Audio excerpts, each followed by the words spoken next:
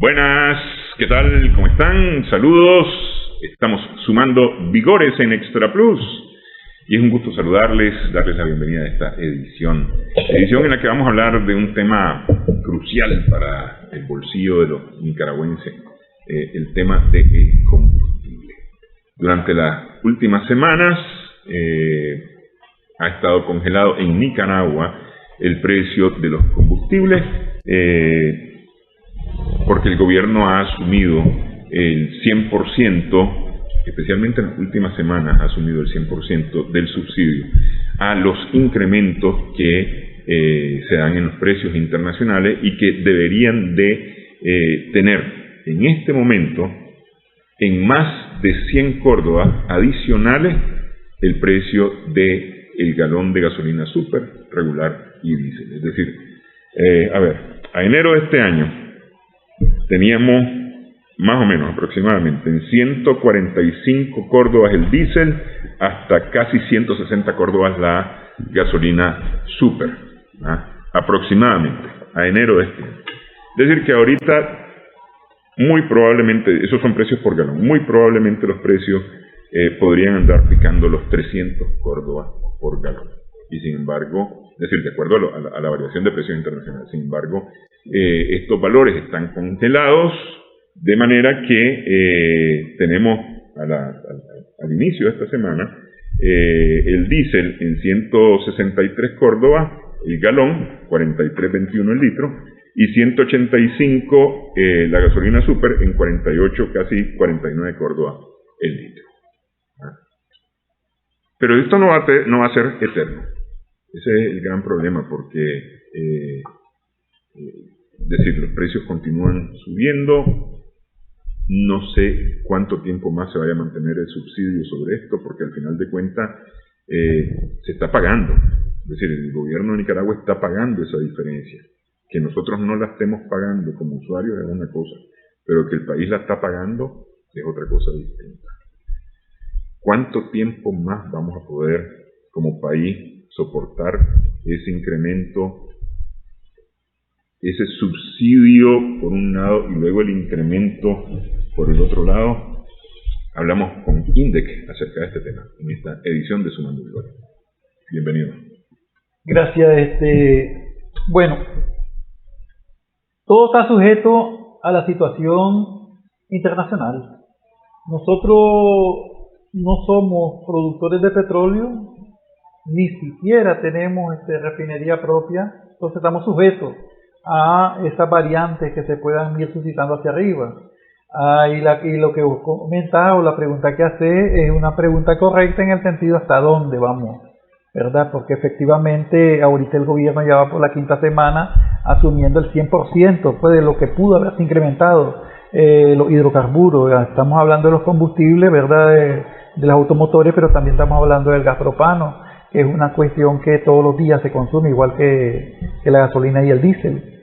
Sí, efectivamente nosotros esperamos que el problema internacional tienda a irse, aunque no lo veo pues tan así sencillo, pueda o no incrementarse y mantenerse o bajar, porque nosotros esa es la esperanza que nos queda a los países como los nuestros, pues que dependemos de ese recurso para poder movilizar la economía del país, porque sin combustible vamos a vernos en situaciones bien apremiantes, porque esto incidiría en el incremento del costo de muchas cosas que nosotros necesitamos básicamente, entre ellos los alimentos, ¿verdad? Que lógicamente vamos a tener que lo que normalmente se hace es que se traslada al consumidor final, pues todos estos incrementos se trasladan al consumidor final.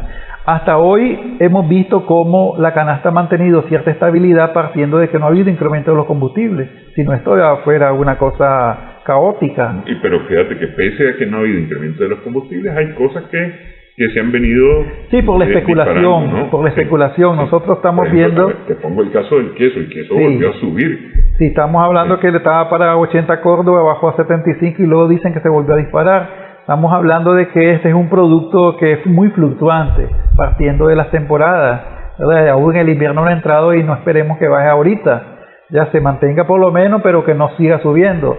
En el otro producto, los perecederos, por ejemplo, se han mantenido Y el que subió en este caso fue el tomate, que subió el 100% prácticamente, porque vos encontrabas un balde pequeño y lo encontrabas a 40 córdobas. El mediano lo hallabas entre 60 y 80 córdobas.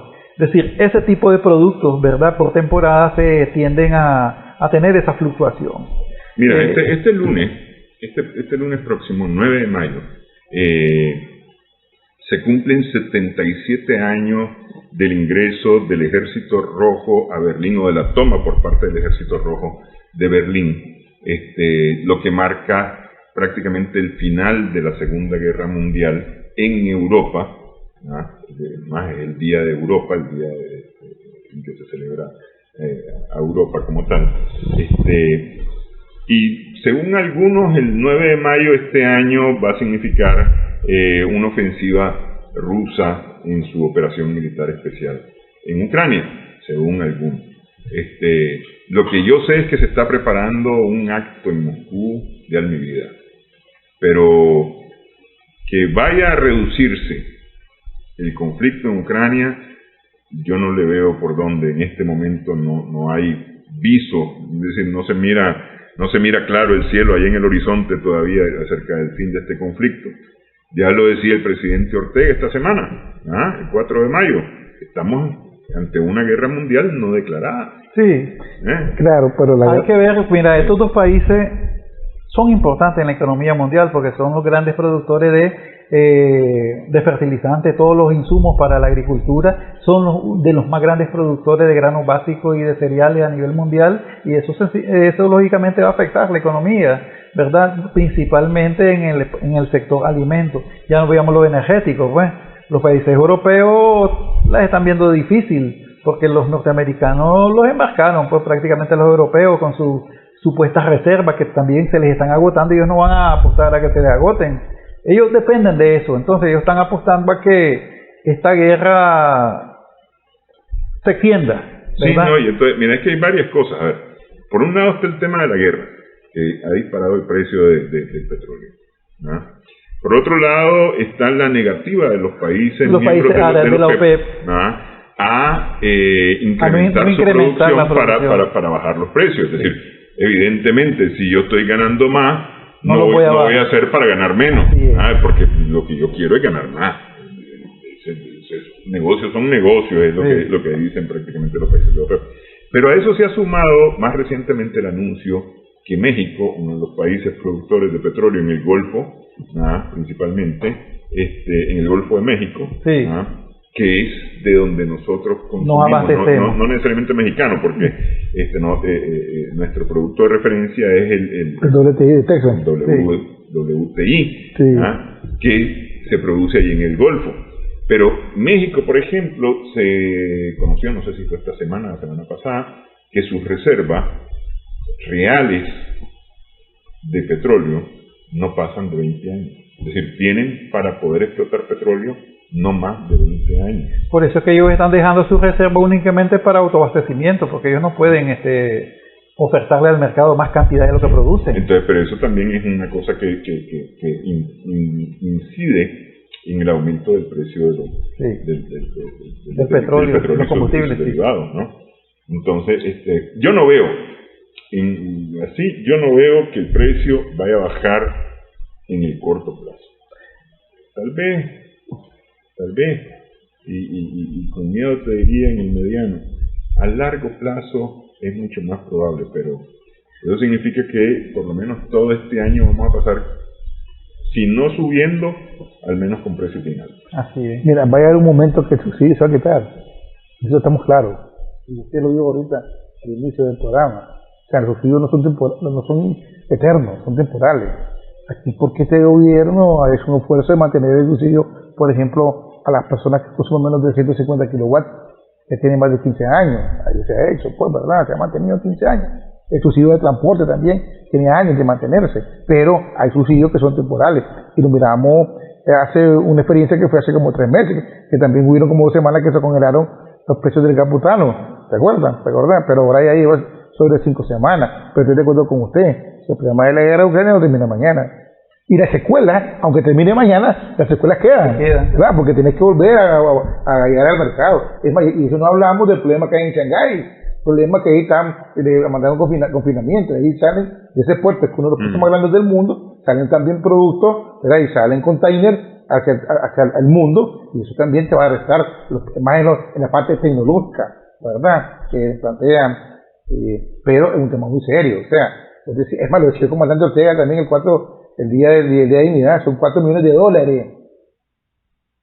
que vale ese subsidio de transporte, de combustible. Entonces, $4 millones no son un real, y estamos claros que el subsidio sale de nosotros mismos, pero el pago del subsidio sale de nosotros mismos, pero al final de la historia, usted decía ya, son 4 millones semanales de dólares. Imagínate, un montón de plata, en subsidio. En subsidio de transporte. Es decir, aquí estamos hablando que más o menos están subsidiando 150 córdobas por galón en cada, es decir, para los combustibles, pues. Claro, entonces aquí es que lo que estamos viendo es que puede mantener. Hasta donde se puede mantener, correcto, ¿verdad? Puede ser hoy que diga el gobierno. Aquí está, mira, una curva de los incrementos, ¿verdad? El diésel, que es la línea más abajo, la amarilla, que se congela 5 semanas antes. 5 semanas antes. La tendencia era para arriba, ¿verdad? Sí, luego tenés la gasolina regular y la gasolina super. Todas, es decir, este es un cuadro de enero para acá, pues. Porque fíjate, de enero,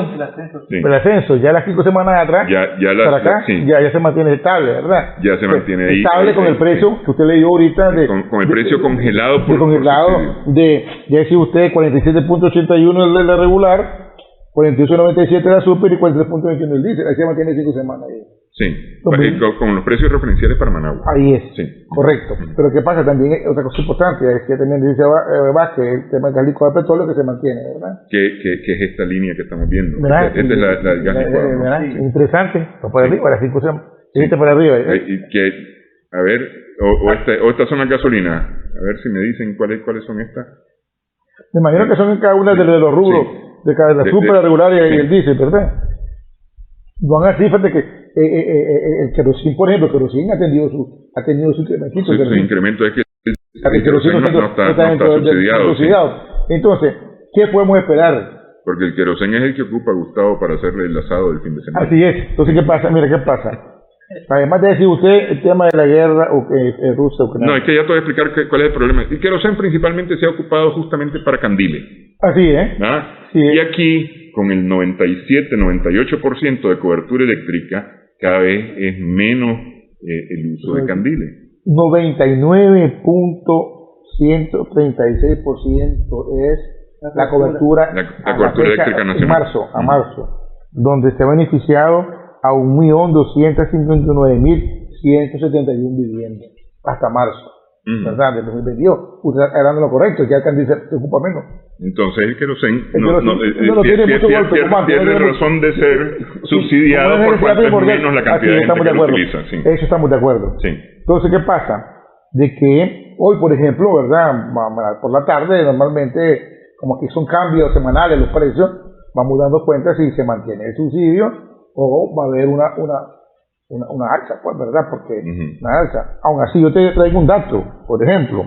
Mira, el precio del barril de petróleo, ¿verdad? Al 4 de mayo. Perdón, al 4 de abril costaba 96.39. Ahorita, el 4 de mayo, volvió a subir a 107.84 barriles. Ese es el WTI. El WTI, que es la referencia nuestra, sí. ¿verdad? O sea, es que mucha gente también te dice, ahora, el petróleo bajó, dice, entonces, ¿por qué se mantiene el subsidio? A eso voy. Si querés hacemos la pausa para que nos metamos a eso, porque una cosa es el barril del petróleo y otra cosa es lo que cuesta la gasolina super regular y diésel, que son las que nosotros consumimos. Vamos a hacer la pausa, regresamos en breve, sumando vigor.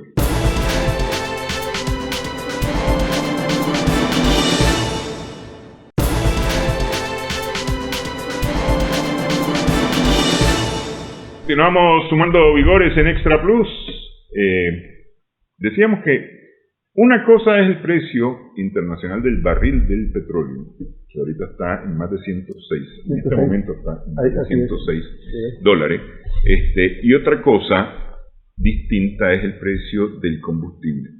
¿En qué consiste la diferencia? Consiste en que uno es el bruto, el producto bruto como tal, y el otro es el producto refinado, Refinado.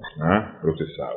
Entonces, evidentemente no es lo mismo vender un quintal de frijoles que una caja de frijoles cocidos empacados al vacío. Es decir, Más caro. hay una diferencia muy importante.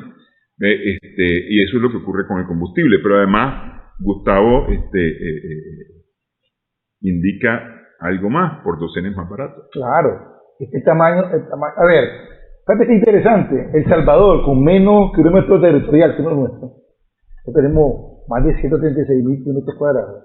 Y un departamento nuestro, puede ser El Salvador, tiene más industria que nosotros. Tiene más industria. A nosotros no lo conocíamos, chavalos. ¿Cuál es la carretera norte? La carretera de industria en este país.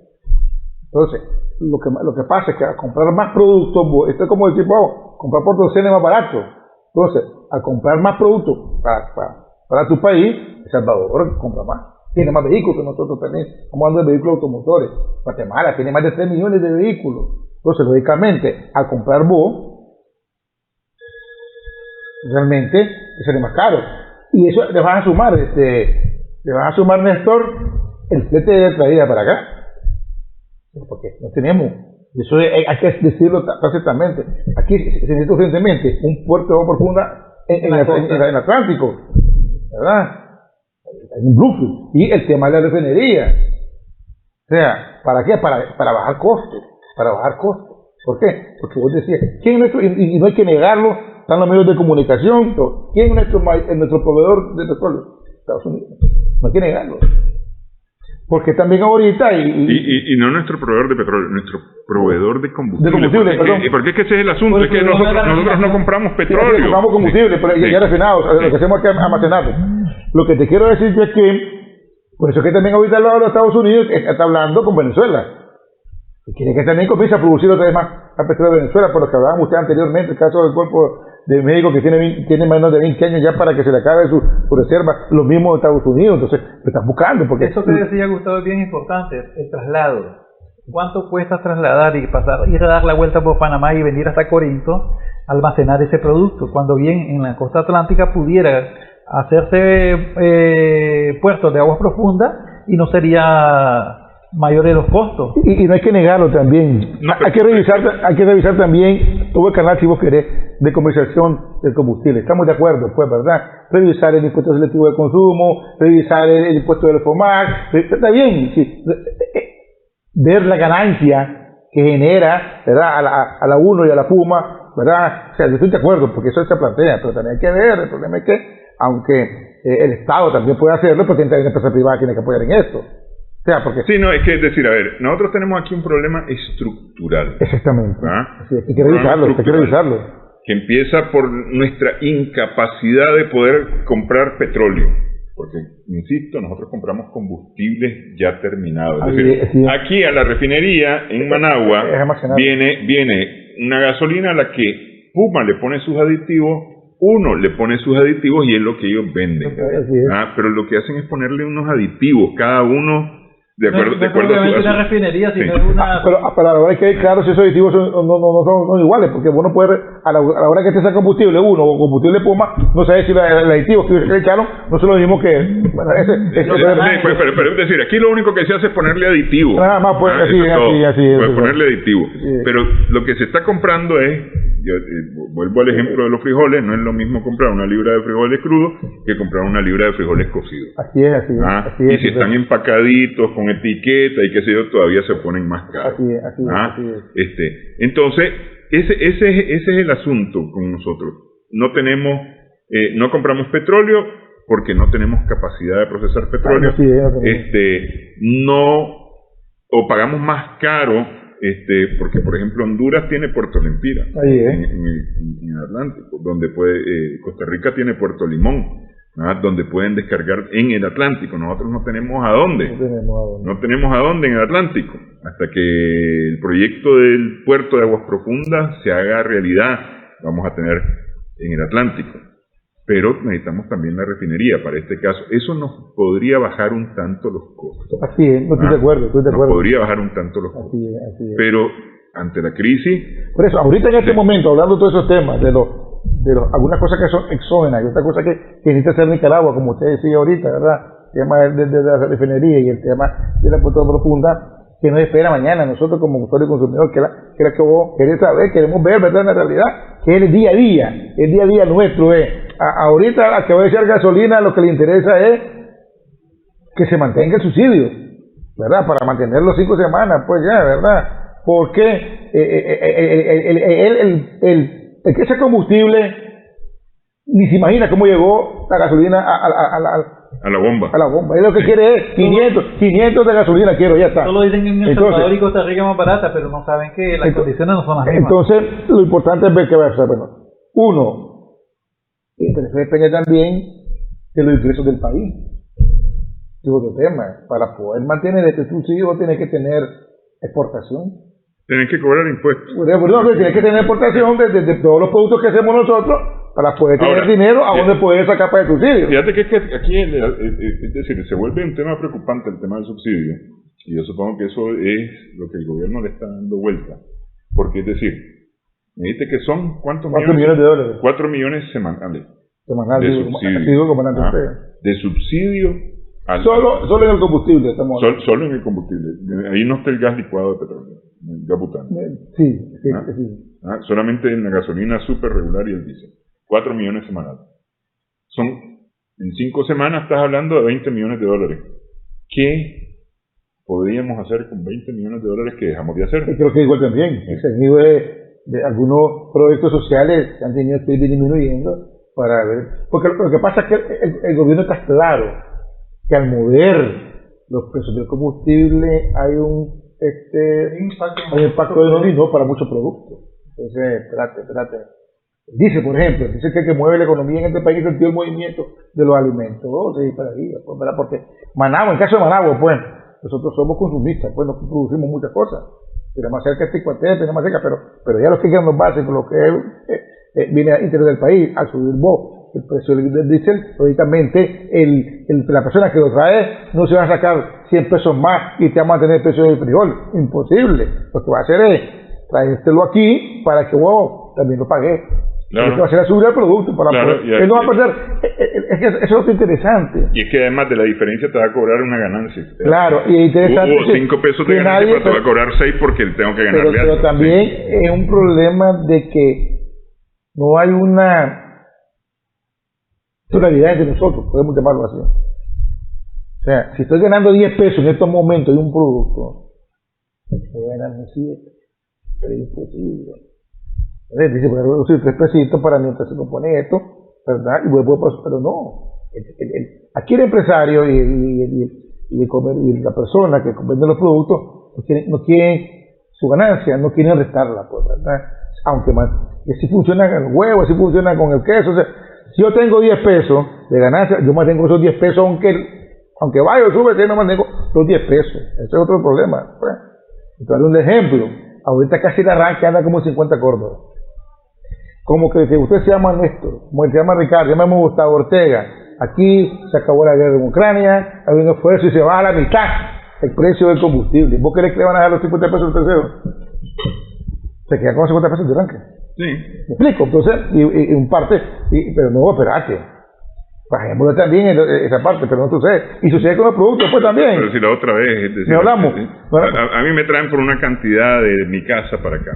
Y entonces me dice un taxista, mira, ahora es tanto. O te voy a cobrar tanto. No, pero mira, si han estado cobrando tanto. Sí, me dice, pero aquí como subió la gasolina, ¿a dónde subió la gasolina? Y no está subiendo. Está congelada, le digo. Sí, pero a nivel internacional está subiendo, entonces tengo que prepararme yo. Entonces, claro, sí. Se está apropiando el hombre, ¿verdad? No. Pero es incorrecto, pues, porque al final hay que perjudicar al usuario. Lo peor del caso es que no se está preparando, porque a lo mejor se lo va a atravesar por ganarte más. Ahora, en este caso yo lo que opino en este sentido es que es muy complaciente, hombre. Si vos estás haciendo los esfuerzos, si el pueblo está haciendo los esfuerzos, porque lo estamos haciendo prácticamente, porque ya decía Gustavo, hay proyectos que se les está recortando para poder subsidiar esta cuestión del alza de los combustibles. ¿Por qué vas a ser permisible vos, verdad, a ese tipo de anomalías? a que de manera anárquica vengan y te le quieran mantener los precios altos cuando el producto debiera de estar al nivel o de bajar un poco. Y lo que estaban comentando, aquí suben las cosas pero nunca bajan. Entonces ahí están nuestras autoridades, que pueden actuar, como decíamos, de oficio, ¿verdad? No tenés por qué esperar, porque ahí están las leyes te hablan que la especulación y el acaparamiento son sujetos de sanciones. Pero una de dos, o son ineficientes o tienen miedo, lo que los hace ineficientes. Pues que el miedo es relativo, porque vos no podés creer que todo el tiempo la gente va a estar sublevada únicamente por el costo de las cosas, pues, que vos le estás aplicando un hasta aquí. Y eso lo hacen en cualquier país del mundo. Anda a decírmelo a los gringos si ellos los gringos se ponen al brinco, pero no es cierto, pues. Hay una ley que te regula determinada situación y ellos no le pueden subir a eso. Sí. Existe la libre oferta y la demanda, pero eso también nosotros decimos que es relativo. Sí, no, de alguna manera está regulado. Sí. Mira, quiero hacer una pausa y me quiero meter a una cosa sobre la cual casi no se habla, que es el precio de la energía eléctrica. Hay una parte de la energía eléctrica que nosotros consumimos que se produce con búnker, es decir, un derivado del petróleo. Es una parte minoritaria en este momento, pero al final de cuentas sí hay una afectación. Entonces, si quieren hablamos sobre eso al regresar. Estamos sumando vigores en Extra Plus.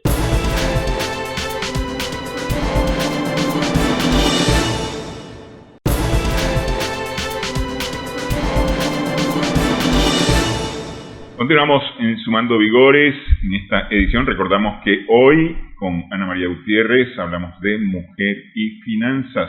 A continuación, luego de esta parte del programa. Quiero meterme al tema energético, o al tema de energía eléctrica, generación de energía eléctrica. Nosotros estamos más del 60% de energía eléctrica en la matriz de producción, más del 60% ya es con energías renovables. Es decir, estamos con energía solar, energía eólica principalmente, porque la hídrica no representa y la geotérmica no representan grandes la volúmenes. Biomasa nada más cuando hay producción de caña de azúcar. De la zafra del azúcar. Pero bueno, este importante porcentaje de energía eléctrica que se produce con derivados del petróleo, con búnker específicamente, igual está siendo afectado por los precios de los mercados internacionales. Es decir, si ha subido la gasolina, el diésel, el búnker también. Ha habido una especie como de que demos tablas en cuanto al precio de la energía. Es decir, hasta ahora los generadores con búnker han tenido buena ganancia, porque bajó el precio del petróleo, bajó el precio del búnker y se mantuvo la tarifa de compra del kilowatt hora generado.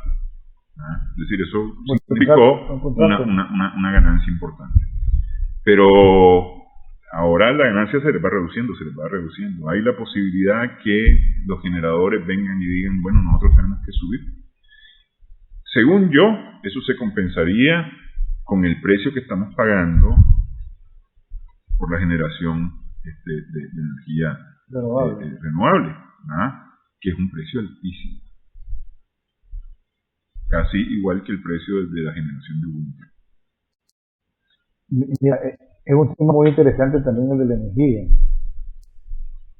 y esos temas, el subsidio energético, que decíamos anteriormente, más de 800.000 personas consumen menos de 150 kilowatts y es subsidiada por el Estado. O sea, por el Estado, estamos claros que todos nosotros lo pagamos con los impuestos, eso no enredemos, pero la tarifa eléctrica no ha subido. La tarifa se mantiene, la diferencia de tarifa, que hay como otro tema que más adelante, cuando se mejora todo esto, hay que revisarla. 92 tipos de tarifas en Nicaragua. O sea, eso es un país tan pequeño como nosotros, debería ser más reducida la cantidad de segmento de la tarifa. Casualmente yo sé que me va a preguntar sobre la energía, ya te leo por tu mente, y te voy a dar los precios de los que más se... A ver, en el caso de los 800.000 son subsidiados, pero el resto son entre domiciliares y grandes consumidores. Entonces, el precio del kilowatt A ver, acuérdate que la tabla, que es un tema que hay que explicarle a la población, está segmentado, o sea, muy bien, 25, 25, 50, 50, 350, 500 y 1000, ¿verdad? Entonces, el tema de la tarifa domiciliaria es que entre más consumir, más gastar. Más pagar. Más pagar, más gastar, más gasto y más pago. Pagas más caro. Más gasto y más pago, sí. ¿verdad? O sea, gastar más, pues, tenés que tratar de gastar menos kilowatts para poder aplicar el que gasta 100 kilowatts, está bien. Por decirlo de alguna manera, vamos a quitar el subsidio. El que gasta 100 kilowatts paga los primeros 50 kilowatts. Paga los primeros 25 kilowatts. En 2.4250, los primeros 25. Y los siguientes 25. 5.80. Es decir, casi el doble. Casi el doble. Después los otros 50 cuestan 6.88. Los otros 50, 8 puntos, va subiendo. Estamos hablando de Córdoba. Después los 350, 8.23, 0.23. Los 500, que ya es de pasar a 500, son 13 Córdoba. Y 1000 son 14 Córdoba. Pero mira qué interesante, la tarifa comercial, la tarifa T1, que son los consumidores que están arriba de 300, pueden ser arriba de 300, arriba. La tarifa de 0 a 150 cuesta 5.46 y el mayor de 150 cuesta 8.5290. Y comencé a buscar también las tarifas de enero, y lo que lo que varía nada más son el tema del deslizamiento de la moneda, ¿verdad? Que se mantiene. Pero lo que es el precio de la tarifa eléctrica se mantiene, que es una cosa importante para nosotros. ¿Por qué? ¿En qué sentido es importante?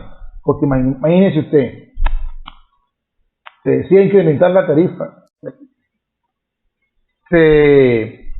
o a quitar el subsidio a los 850.000, y se quita el subsidio al combustible, aquí sí vamos a ver problemas serios. Como se dice popularmente, nos la vamos a ver prieta. Como dicen los muchachos, es negra. ¿Por qué? Sí. Porque al subir la tarifa, inmediatamente todo lo que es producto refrigerado va para arriba. Inmediatamente. Hoy decir que se eleva la tarifaria, inmediatamente lo que todo lo que no bajó cuando debió bajar se va a ir para arriba. De un solo. Y sí, porque es que eso es importante. Fíjate que la tarifa, lejos de subir en este país, bajó. Sí, el año pasado y el año antepasado sufrió variaciones que hicieron que la tarifa bajara, lo que no se reflejó en los precios a los consumidores de los productos que dependen de la energía eléctrica. La generación se continuó pagando igual. Igual por eso, porque el problema que era bueno, la parte que vamos a llegar, está bien la pregunta. Lo que voy a tratar diciendo cómo está la tarifa, está estable. Pero es que el problema es que hay un contrato. Pero también yo conozco que en derecho se dice, así como se hace, se deshace, ¿verdad? O sea, bien eso. Pero hay un precio que se estipuló en su momento y tiene que haber cláusulas que se refieran a esta situación. Así. Entonces, tenés razón, pues, ¿verdad? Pero entonces, ¿dónde está la pregunta del millón? Donde podemos decir si tienen o no tienen conciencia los proveedores. O sea, la generadora ganó dinero con la explicación que usted me dio. Ahorita tal vez no están ganando, pero se pueden sobrevivir con el precio que pagaron, que pagó menos la vez pasada, como se explicaba. Pero pueden subir, pueden solicitar a la generadora, que sería a INE, que es el que regula la tarifa, a exigirle que realicen la tarifa. De poder pueden, pero sí. que el gobierno, pues, como INE, que representa, porque ahora está todo relacionado, usted sabe, Ministerio de Minería y Minas, INE, Enatrel y ENEL, pues un solo paquete, entonces tendrían que sentar con ellos para ver ese tema. Pero yo creo que aquí no le veo yo ahorita que se eleve el precio de la tarifa, porque ahí sí sería un problema muy serio. Pero mira que vuelvo interesante. Aquí hubo un momento, y lo miramos en un programa hace rato, donde aquí bajó la energía, como decía Ricardo, casi 18%, y bajó el combustible en su momento también paralelo. Yo te pregunto, y siempre le hemos dicho, bajó el precio del litro de leche, no bajó, más bien se incrementó. O sea, el producto el pollo, por ejemplo, que también era refrigerado, no bajó la libra, pues, ¿verdad? Entonces decimos, ¿qué pasa? Entonces yo le pregunto, entonces me dicen que la economía, que aquí, pero espérate. Entonces la economía nada más viene para la gente que tiene, no para el que no tiene. Porque si se mantiene, es que está congelado ahorita el precio del combustible. Está congelado, no está estable la tarifa eléctrica. Hombre, eso es algo eso, mantenerlo también. Nosotros pedimos que 10 productos fueran congelados. A ver, antes de concluir esta parte, sí, esta parte del programa, yo creo, tengo la impresión, tengo la sensación que esto va a estallar como la gaseosa cuando la sacudí y la destapás, ¿no? Y entonces se dispara así. Cuando aquí, por X razón, no se pueda mantener el subsidio y se empiecen a disparar los precios, esto va a ser así. Y todo se va a ir para arriba. Y hay como una espera de los que pueden ganar con esto, que están así expectantes, a ver a qué hora sucede esto para ¡pum! Disparar los precios. La población tiene que estar clara que son los nicaragüanos ustedes. Vos que sos un periodista muy acucioso, vos dirás que en otros países del mundo, todos los países del mundo están tomando medidas sobre la canasta básica, por ejemplo. Están tomando medidas sobre energía, tomando medidas, o sea, mundial. Sí, no, pero es decir, a ver, Gustavo. ¿Entendés? Porque la gente tiene que estar clara, vos tenés que estar clara que hay cosas que aquí no son problemas del gobierno. Vos tenés un puesto en el mercado y vendés verdura. ¿Ah? El día que se acabe el subsidio o que se reduzca el subsidio, el que te abastece te va a decir, mira, ya la caja de tomate no cuesta esto, cuesta esto más, y entonces vos vas a venir y decir, bueno, a ver, taca. Entonces a Ricardo que te llega a comprar le vas a decir, mira, ahora cuesta tanto la caja. Sí, que a 10 pesos un tomate, por ejemplo. Sí. Es decir, y me parece que por ahí va a terminar sucediendo la cosa. Sí, pero entonces, porque mantener el subsidio, también vos que sos una persona seria y sabes de economía, estar manteniendo 4 millones de dólares semanales, va a haber un momento que puede decir, ahora en vez de 4 millones voy a mantener 2 millones, y hay que subirlo. Te puede decir, ya no hay.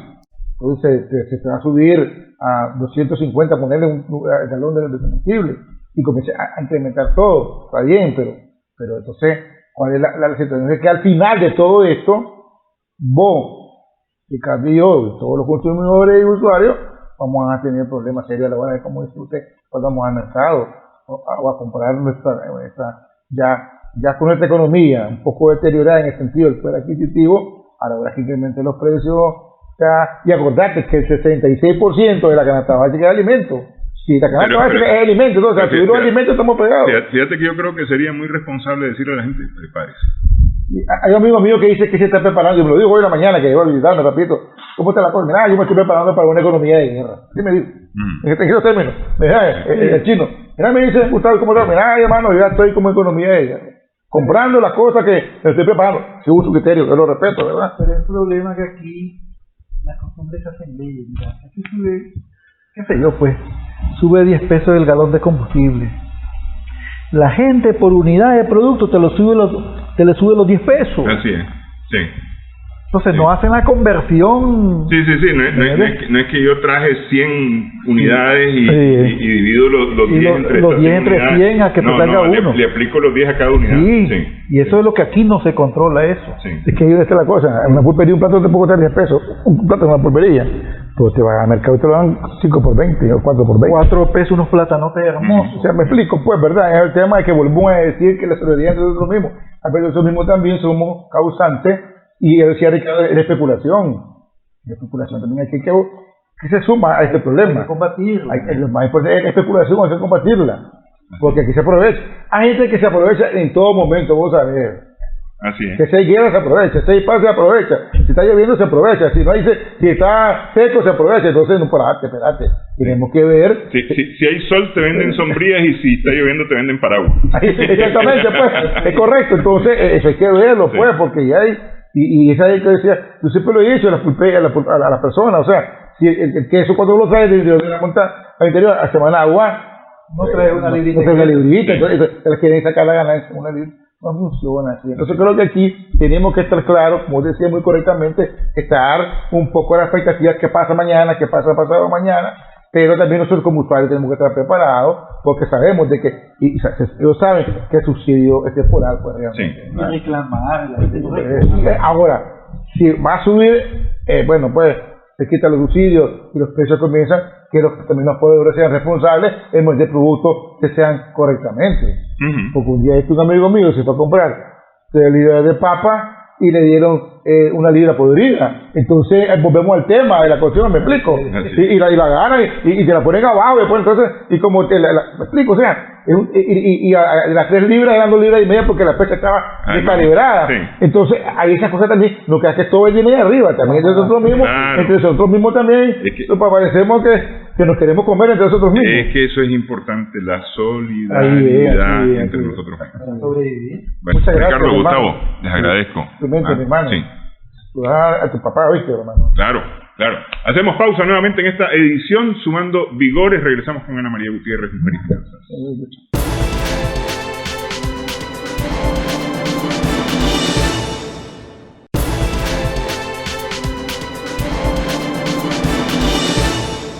Continuamos en esta edición, Sumando Vigores.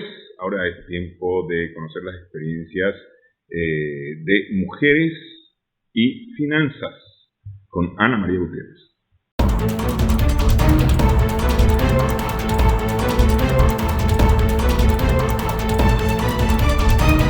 Hola, estamos en Mujer y Finanzas, donde mujeres valientes y empoderadas hablan de su relación con el dinero. Y hoy tengo el gusto de estar con Cecile Ney. Cuéntanos un poquito más acerca de vos, Cecile.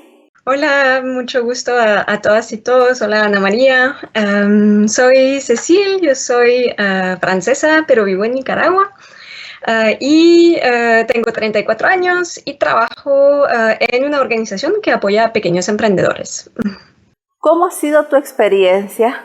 Y vamos a hablar de todas las facetas de tu vida, pero vamos a empezar por cuando empezaste a ser independiente, cuando empezaste a tener tu propia administración del dinero. ¿Cómo fue esa experiencia para vos? Ok, esta experiencia fue un poquito progresiva, digamos, porque inició cuando me fui de la casa de mis padres para ir a estudiar a la universidad. Y fue un proceso en el cual mis padres me acompañaron. De hecho, entonces fue un proceso que tomó casi 3 años y poco a poco mis padres me ayudaron a administrar mi dinero, a empezar a hacer un pequeño presupuesto.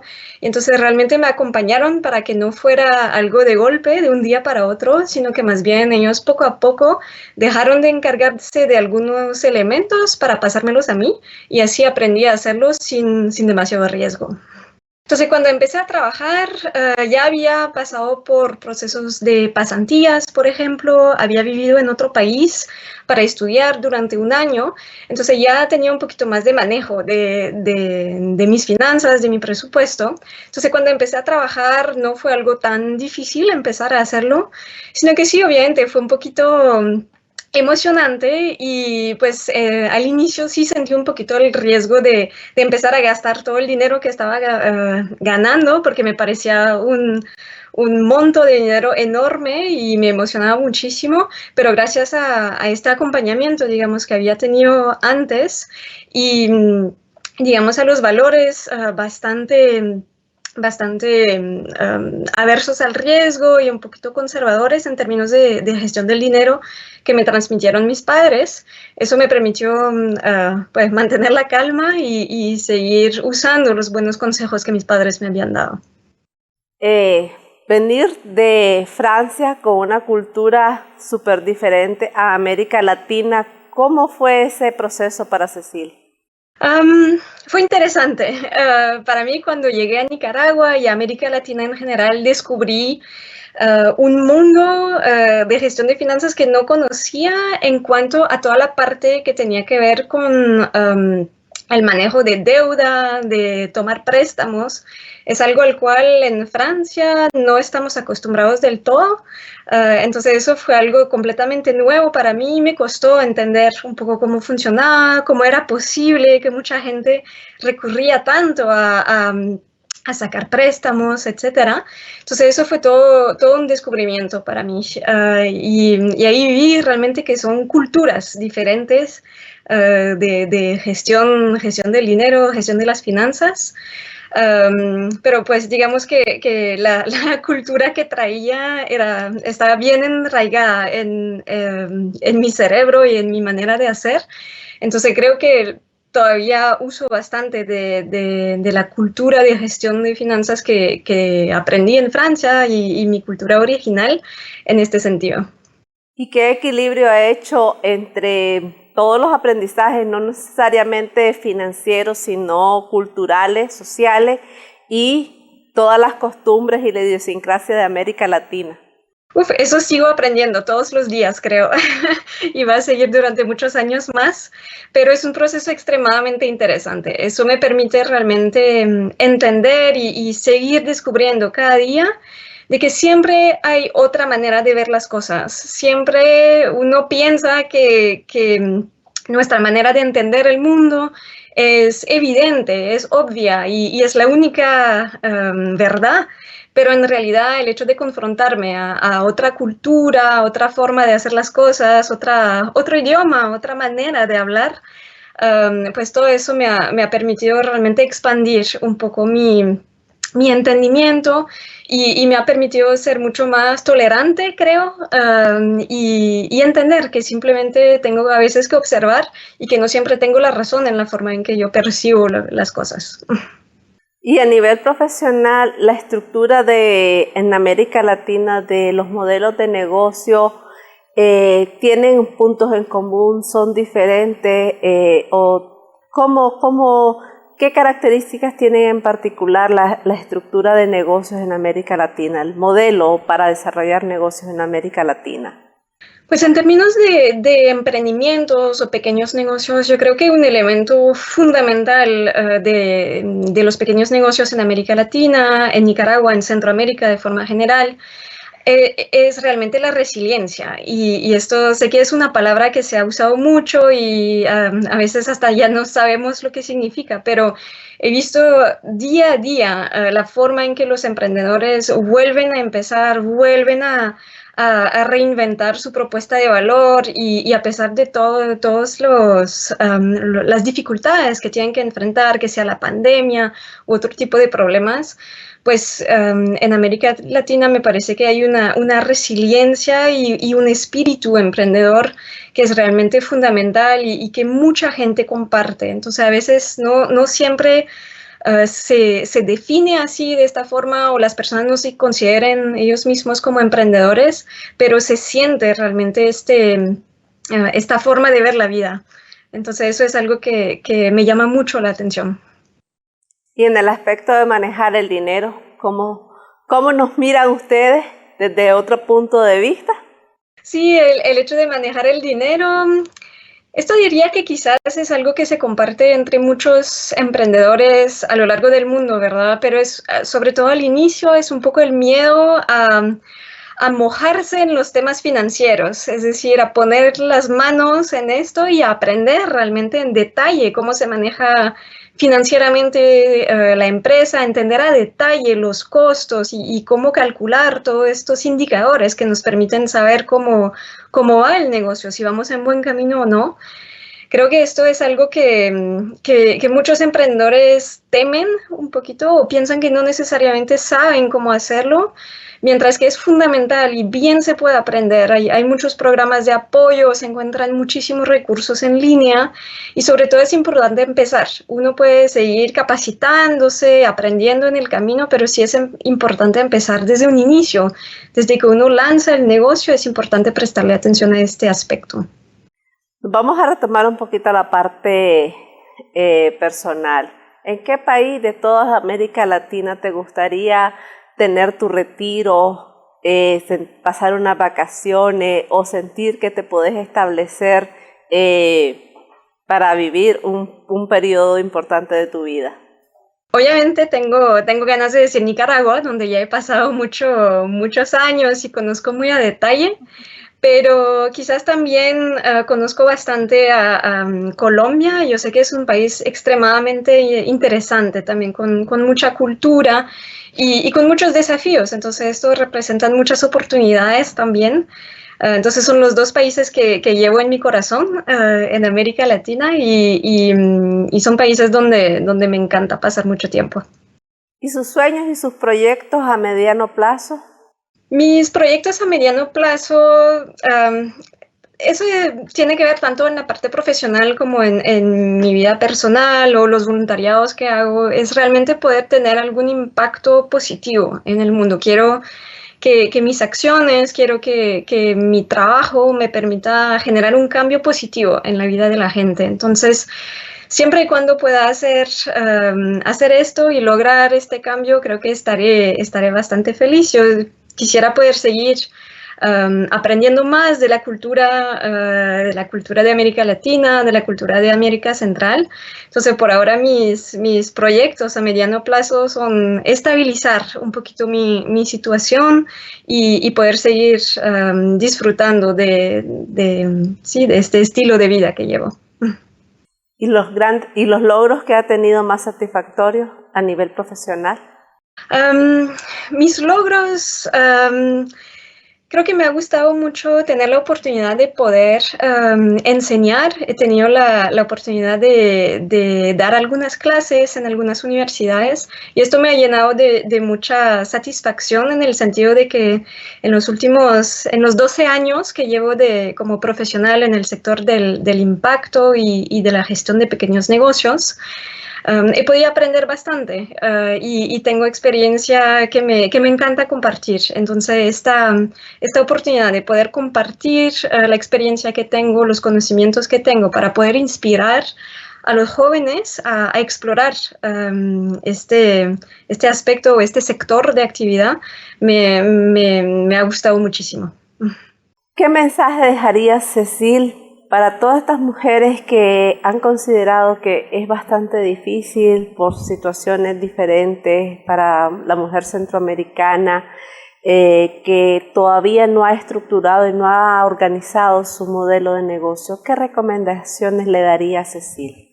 Yo creo que muchas veces las mujeres sufrimos del síndrome del impostor, ¿verdad? O de la impostora.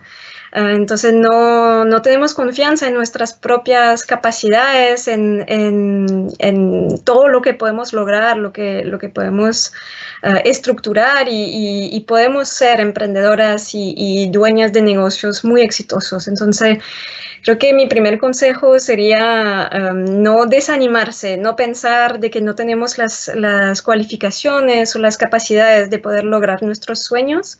Sé que suena un poquito general o un poquito soñador decir esto, pero creo que el elemento de autoconfianza es extremadamente importante y tenemos que trabajarlo, lo podemos fortalecer y sobre todo tenemos toda la capacidad y somos auténticas y tenemos todo nuestro derecho en este mundo del emprendimiento.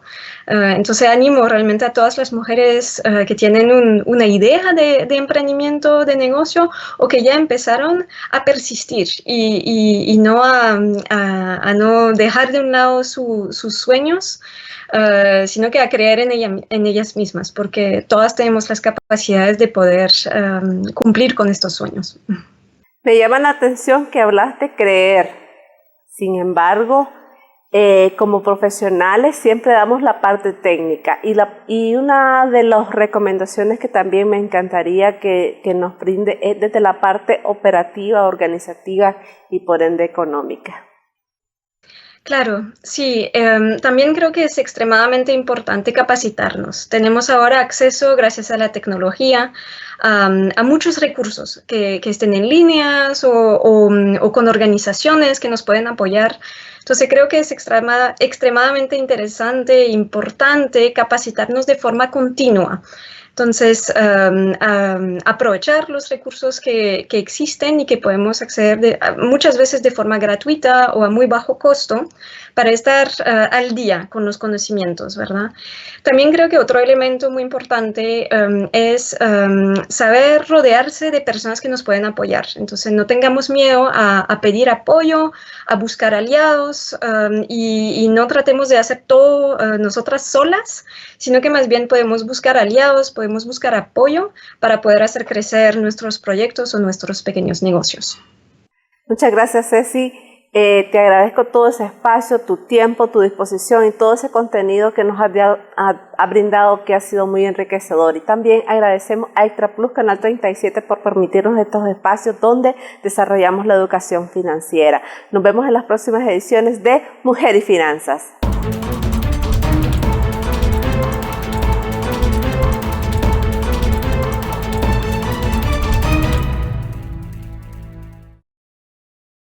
Gracias a Ana María, gracias a su invitada en esta edición en Mujer y Finanzas. También gracias a nuestras amigas y amigos televidentes por su sintonía en Sumando Vigores. Esperamos que el programa haya sido de provecho para ustedes.